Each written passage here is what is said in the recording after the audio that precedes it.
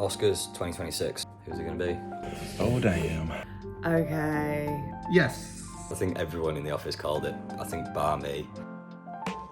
So we're all going to chat through this year's Academy Award nominations and have a bit of a discussion about which our favourites are, which ones we think are going to win, and then break down a couple of scenes from some of the films that have been nominated. I think between us, we've watched 9 out of 10. I've watched all of them bar 3. I've watched all of them bar 4. I think I watched half. I can't remember.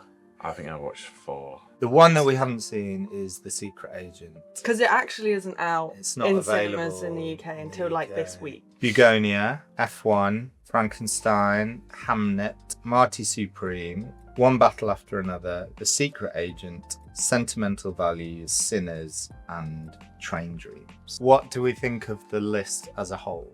Broad spectrum, isn't it? Yeah, it's really mixed. It's way better than last year. Yeah. I think having a mix of like typical Hollywood stuff in there and indie and some like international stuff as well. Like it just seems to cover all bases really, which is nice. Yeah. It's the second year in a row there's been a Brazilian film nominated, which is pretty cool. No, yeah, because it was the film about the trans lady in a cartel musical. Emilia Perez. Yes, that's Did that So win? it's a winning Best form. Picture? the standard, it's the formula for a good. No, Anora one. Anora. Yes. one. Right, yeah. There are a couple that maybe stand out, would you say? Not to the same calibre as Like, the when you rest? watched Yeah, them, like, I I think guess, so. did you watch some of them before they were nominated? Like, when you watched them, did you think, oh yeah, that's definitely going to be in the Academy? I think this so. year? For One Battle After Another and Marty Supreme, for me, those were the standout ones. As like, okay, they'll definitely get a nomination in some way, shape or form. The only one that I had watched before the nominations, I think, was F1. I didn't, in a million years, expect that one to pop up in the list. I mean, it's an entertaining film, and maybe they're trying to embrace the sort of commercial side of it a bit more, but... I saw it in the cinema on a big screen. It's very cool. Yeah. It was a great film, but yeah, does it stay at the same level? Because I remember there was loads of hype around it because of the sound design being almost like you felt like you were in an F1 car. Yeah, and it's I could brilliant. totally see how it could be nominated for like editing or sound editing. For me, it was just the story and the writing of the whole film. Like, obviously, there's a lot of limitations when you're shooting around a live F1 circuit, but the script, the story throughout the film is just pretty mid-level sort of. Yeah, right, it's very cheeseball, isn't Yeah. it? Now, none of us have seen The Secret Agent, so I'm sure it's Automatic brilliant, 10. but it has to be 10. Relegated. I'd put Frankenstein at the bottom, personally. Yeah, I think I might go with that. I enjoyed watching F1 more than I enjoyed watching I Frankenstein. think F1 has more impressive factors to it. F1 at 8. Next one is tricky, isn't it? I think I'm leaning towards Begonia just because that's probably the lowest out of all the ones I've seen. Yeah, I would agree. I think there's lots of good bits to Begonia, but it doesn't work for me. I feel like the performances are amazing, but I don't think the plot holds up tight enough. I would say I think Jesse Plemons is brilliant. I really liked his performance. Probably put, I mean, I don't think I put it here, but Train Dreams I wouldn't put in the top 3. Okay. Just throw that out there. Oh. I really like it, but I would agree with you, I think. I would like it to be in the top 5. Sinners. Yeah. I'll go with that. The most nominated film of all time at number 6. What if it's the most nominated but doesn't win anything? Imagine that. It'll win something. something. Yeah, they'll give it as an honourable mention. Okay, so 5 then, potentially Train Dreams. Yeah, I'm quite sad about that, but that's okay. I'd say Sentimental Value, no. Okay. Would you? Let's I go. can only speak about 2 of those films. Yeah, me too. And then 3rd, I'd go Hamnet because I don't think I can watch it. Marty Supreme 2nd. Yeah. No. me, People are fighting for it. For as me number personally, 1. I'd put it number 1. Would you? I came out of the I think cinema Wombat was my feeling more like I want to go and make a film after I watched Marty Supreme than more did after you? One Oh, Battle yeah. After Another, I me too, think. 100%. Okay. But like they are very close. Very close, in that- both amazing films. Yeah, and so one much going one for both battle. of them. Yeah, One Battle After Another. Yeah, I'd put that number 1 for me. I have- But then I'd put Sentimental Value for number 2. But I feel like I've got Timothée Chalamet fatigue at this point, you know. Yeah, there's a bit. No, I can't get Timmy fatigue. So I'm almost the opposite, because besides from He was just getting Interstellar, You've and a been few other starved things, of Timothy. yeah, I'd never really seen him in much stuff, Wow. and now I'm kind of going back through his back catalogue. And Oh, you've got loads to get through. Yeah, Really impressed with I'll him. have You fun. got plenty. Yeah. Plenty. Yeah, Very excited. just avoid the Willy Wonka film. You Yeah. don't need to watch Don't that. want to. Marty Supreme second, Yeah. one battle after the first. Sorry, Ben. That's what it is. We've all picked a film / scene from that film that we're gonna kind of analyse and critique a little bit. I honestly think this is like one of the best car chase scenes ever. I remember I was struggling to breathe when I was watching it. It's all the hills in it, I was isn't like, it? where It's just was like slowly this? coming. It's so clever. You know that feeling when you go over a hill and you go, whoop, like, I literally felt like It was that as I was absolutely, watching it. yeah. Like, When they were shooting this, they referred to this as the River of Hills. It wasn't in the script, it was a car chase in the script, but the location manager just found this road. If you talk about the best car chase sequences of all time, like two that often get mentioned are The French Connection and Bullet. And in Bullet, the two main cars were a Charger chasing Mustang, whereas this one is the other way around. It's a Mustang chasing a Charger. What really impressed me with this scene is the simplicity of it.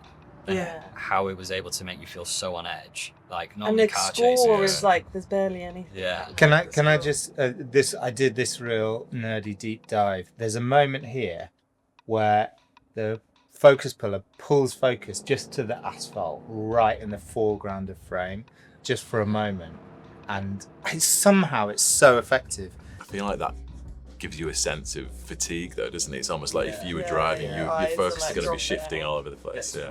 motion sickness from it as well. Yeah. So they had a mix of how they shot this. So they had a camera car with a crane and the camera really low to the ground, and then they had a bunch of cameras, rigged in the cars. So when they first rigged them, they were looking at the shots and they were too smooth, and they felt that it made it feel like it was an effects shot. So they literally just loosened the bolts on the rigs, and just to create this bit of jitter. So cool, that little match of those three, and they used the sound of the engines and the cars as like almost instruments in the score. I'm getting clammy hands watching it again. I remember. If you're going to be in a car chase scene as an actor, then having the name Chase Infinity is sort of absolutely perfect. I think the one question I have is whether Bob's car would be able to sort of keep up with the other two. Yeah. Yeah, I don't know about that. It's a Nissan Sentra, apparently. This scene comes in about halfway through the film. The second half of the film is really just this kind of deep dive into how two different parents grieve. This scene is all totally a static shot. He's sort of higher up in the frame and she's lower down, like keeping herself to herself. And he's about to leave to go back to London again. She's very much like in her grief, and he feels like he needs to start moving on. What made this film so visceral is that the set designer, they found a house and they like totally kitted it out exactly what is described in the books. A lot of the cast lived there, didn't really have to deal with many lights. A lot of it was naturally lit, and a lot of these shots are very sort of like theatrical looking as well. They let the scene play out, and Chloe Zhao really likes doing this because if you have a wide shot rather than a close-up on a very like emotionally intense scene, it means that the actors can kind of improvise a little bit. You expect to push in and have that close-up, that kind of emotional reaction. And what ends up happening is that Will's character ends up like trying to console her, and kind of ends up sort of holding her tight to the ground while she's trying to like leave him, and none of that was put in the script. But it also brings that kind of like that classic dead space in the frame, like implied sense of loss. By having this shot, you get to see both of them at once. Mm-hmm. Rather than sort of drawing your attention to one of them and then the other. So you get the whole time you were seeing the two of them and how they're like. She even paid attention to like the costume design and the way that Angus, the woman, is dressed is slightly more kind of rugged and wild, and that's her way of showing grief, whereas like Will's character is kind of layered up. He's got like slightly different colors, but he's sort of put together in a different way because he's trying to show control, whereas she's sort of wanting to grieve openly and wildly in a way. For such a what could be a very simple scene, like the attention to detail was huge. Yeah. I'm going to look at Train Dreams and the approach that the cinematographer has kind of throughout introducing characters and kind of giving them a little bit more exposition. So where we see William H. Macy's character for the first time, there's a really nice match cut where it's a combination of a few long zoom outs essentially with him centrally framed, and he's just kind of telling all these over the top strange anecdotes. He's been working as a logger for pretty much all of his life and working on these camps that the main character is going to throughout the film. So it just kind of gives him way more of that backstory in a space of essentially like minutes really. So the whole film's shot in a 3:2 aspect ratio, and I think because of that, it's got a similarity to more like still style photography, and the way that the scenes are typically populated with the extras and the rest of the cast has a real similarity to old like Americana or even like romantic style paintings as well. It's just like loads of focus on the landscape, but you've just got all these little details, all these little movements in the background that really give it a sense of a lived-in environment. So they shot it all in splits, which started at 4 o'clock in the afternoon, and then they'd roll for 4 or 5 hours, and then they'd break for lunch late in the evening, and then do nights as well. And that was... And then have... So you get golden hour. Exactly, yeah. A really interesting move with the, with golden hour. Obviously it varies day by day, depending on the clouds. Especially under a forest canopy as well, because you can get shots blown out so easily, can't you? And the sun will go behind a cloud, and then all of a sudden it's completely black. Alfonso Veloso said that he wanted a lot of the shots throughout the film to be reminiscent of if you're looking for an old photo book, because it's all kind of narrated as if it's the memory of the main character. Particularly earlier on in the film, there's some really nice locked off shots where it's just people kind of stood with like a huge fish that they've caught, and it's like, oh, I'm up here, and they're just kind of looking into the lens, breaking the fourth wall. My film is Marty Supreme, which I think is going to win. We were talking about it a lot earlier about how it made us feel kind of when we left the cinema. You just get this like sense of inspiration from this character, and this character goes on this journey, and even though you may hate him at some points, you may cringe to a lot of it, you leave the cinema ultimately kind of wanting him to win. Yeah, like he is a horrible character. Yeah, like he's a terrible guy. guy. He never gets better. And if anything, he gets worse. Yeah. But you still are rooting for him. What I really liked about it was how immersive it felt. So it's set in 1950s New York, and I feel like New York has been overdone in terms of film sets. Every film is shot in New York because it's just, that's what sets are built in major sound studios. But they shot it in downtown New York and then kind of transformed some of the blocks into like 1950s sets, which was done by the production designer, Jack Fisk. Jack wanted to kind of make everything seem like a real world. So he built like these huge sets, like the bowling alley scene is like a huge bowling alley. They rebuilt the outside of the bowling alley as well, even though it never made it into the film, they never shot it. Just so the actors would feel like when they walked in there, they were in a completely different world. So that sort of level of dedication, I think is quite admirable. And I think that actors can really relate with that. This scene in particular is a bathtub scene. They did it the first take, and then they did one take of it, but they planned out like to the point of, okay, well, what materials are we going to build the floor out of? What would it be built out of in 1950s New York? And they went into that much detail into it. What's he? I recognise him. Tyler Creator. Is this the first film he's been in? Yeah, this is his first role, and he was amazing at it as well. Yes. Yeah.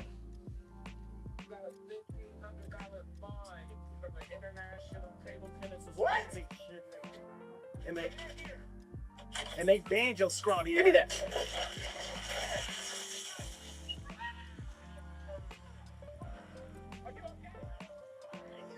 This scene in particular comes at a point in the film where Marty's going through this chaotic life that is his life. And he finally gets this rest point. He's rented this room at this hotel with the last amount of money that he has from being a table tennis hustler. And he's like, I'm going to sit down, I'm going to have a bath, I'm going to wash myself because I haven't had a shower in days, I'm just going to relax. And then all of a sudden it's like, right, you got a bill from the Table Tennis Federation and your bathtub's falling through the fence. And then after that, it doesn't really break again. It just goes from that. It's the second most stressful bath scene I've seen after Bowie's Afraid. Oh, yeah, that's right. Any other good bath scenes? Saltburn. Oh yeah, how could we forget? Oh, no, you've made me think about that now. Oh, I'm so glad I never watched that film. What do we think's going to win then? The Academy does make ridiculous decisions sometimes. There's a few sort of famous examples. The year Saving Private Ryan was nominated, Shakespeare in Love won. It's a Forgettable film. Very forgettable film. Goodfellas was nominated, Dances with Wolves won. What did Forrest Gump beat? Was it Pulp Fiction? Yeah, Forrest Gump. That's pretty beat nuts, Pulp isn't it? Fiction. So you're going Marty Supreme, As and I want what to do you win. think? That's where you want to win. What do you think will win? Maybe Sinners? I mean, I think One Battle After Another should win. I've got a hunch it might win. It won the BAFTA. I want Marty Supreme to win because that is objectively my favourite film from the lineup. But I think One Battle will win. I think One Battle After Another will win, and because of that, I kind of want Sentimental Value to win. Yeah. I think if Sentimental Value wins, that'd be a real. I think they've shock. done too many Yeah. art houses to I win suppose, previously, yeah. like recently. Good. Okay. Right. Well, we Sweet. shall see. So we'll regroup We'll regroup the when- day after the Oscars. It's the morning after the Oscars. I have so far managed to successfully avoid any spoilers. Right, I've just got into the office after a very soggy cycle through Leeds, and I'm going to immediately sit down and have a look at the results of the Academy Awards. So, So Paul's given me a piece of paper with the winners on. I've got the analogue version of this. Really hoping that One Battle After Another has won Best Picture and justice is done, but I'm going to have a look now. I think really it comes down to the big three, which is Marty Supreme, One Battle and Sinners. If F1 wins, then I'm throwing my phone across the room. That'd be so funny. let's have a gander. The Oscar goes to One Battle After Another. Okay. Yes, justice has been done. One Battle After Another has won Best Picture. Well, yeah. Fair play. I think everyone in the office called it. I think bar me. So One Battle After Another's one then. Oh damn. I don't think he's won a Best Picture before, so fair play. I honestly think it's one of the best films that has been made this decade. I've watched it twice now. It's the film that I enjoyed the most in 2026 and for this Oscar season. A very inspiring film to a lot of us in the office, and I think it very much deserves it. But yeah, no surprises, which is good. What a great film. Whole cast is just so stoked. What else have we got? Let's have a look for Best Director. Who's it going to be? One Battle After Another. One Battle. Nice. Oh, and Paul Thomas Anderson won Best Director on it as well. He won Best Picture and Best Director. That man is going to be very, very happy. He's a brilliant director. I don't always love all his films, but this is certainly one of his best. So on to Best Actress. Some really great performances this year, to be fair. I really hope it's Jessie. Jesse Buckley. Oh, nice. Yes, it is Jessie Buckley. Yes. Oh, bless you, she just burst into tears. Very little surprise there. Jessie Buckley winning for Hamnet. Yeah, I'm buzzing for her.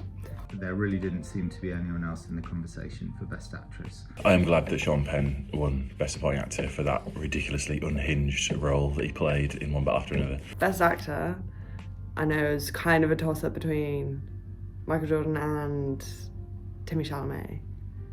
If Timmy didn't get it, he gonna be fuming. It's Michael Jordan. Michael B. Jordan as winner for his two roles in Sinners. You know, I thought it was going to go Leo.